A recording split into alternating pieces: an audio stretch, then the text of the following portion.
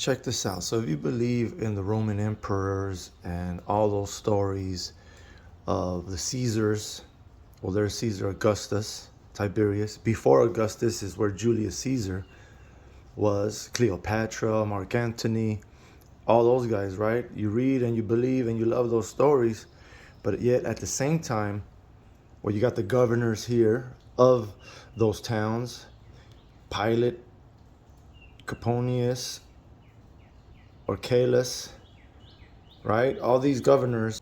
Pilate was the governor that gave the people the choice to either release Barnabas, the killer, the thief, the bad guy, or Jesus to be set free or crucified. And they chose Jesus to be crucified and let Barnabas go.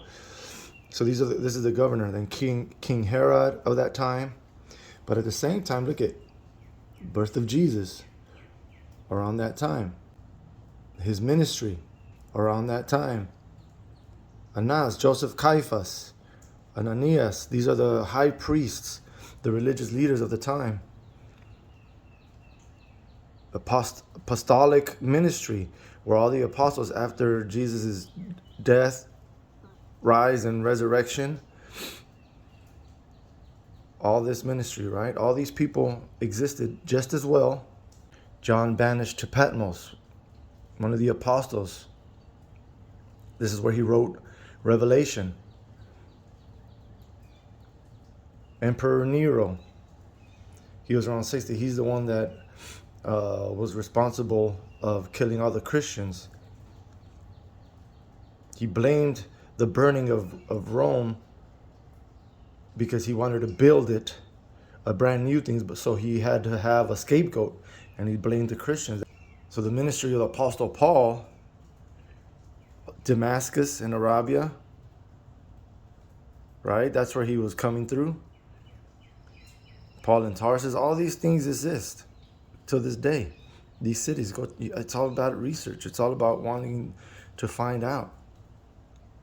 The crucifixion of Christ, resurrection, Pentecost, martyrdom of Stephen and Paul, and conversion of Paul, Paul's first visit to Jerusalem, martyrdom of James. Look at the years. They all fall in line with the same thing of all these Roman stories that we all hear and cherish and love and portray in movies and whatnot. But we discredit biblical stories, right? How is that? We got proof that it's all in the same timeline. And this is where it was taking place, right there, Rome, right? This is where they traveled from over here in Jerusalem, right? Israel. There's Ephesus, like the book of Ephesians, Philadelphia, Laodicea, Colossians, Sardis, all these were the churches where the 7 churches were where they wrote about Revelation. John, right there at Patmos, that's where they exiled him. They sent him away. That's where he wrote Revelation. So it's easily believable that, yeah, it's possible to go through sea, through boat, go all the way to Rome, right, to spread the gospel and the ministry. Thessalonica, that's Thessalonians, or letters written to these churches, to these people. Corinth, Corinthians, right? It all lines up. Do you want to believe it or not? The proof is there. Just got to research it. It's all there. We can't pick and choose what stories we want to believe or not. They all existed. So you can't say that they weren't true, that the Bible is not true, a bunch of fairy tales, and so is everything else.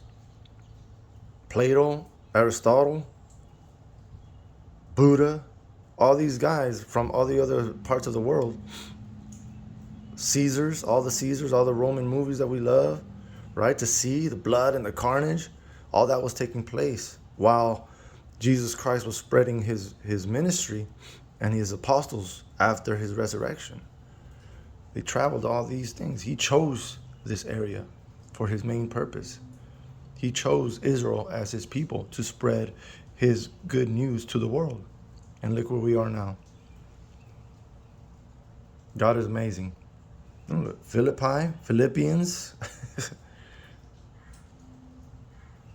All these are still in existence. Maybe not the same name, but right there, right? It's all here.